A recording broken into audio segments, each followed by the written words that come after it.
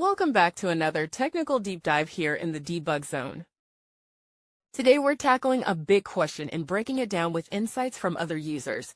Hopefully this clears up some misconceptions and helps you get the answer you need. So buckle up, stay a little curious, and let's jump right in.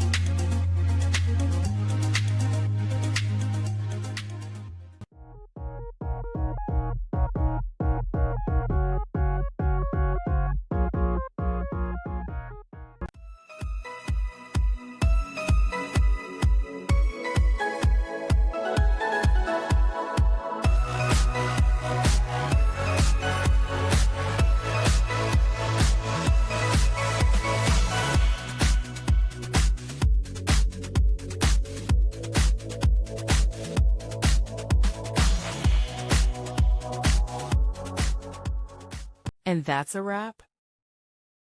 I hope you found the answer you were looking for. If you did, take a second to hit that subscribe button. It really helps out. And let me know in the comments which solution worked best for you. See you next time in the debug zone.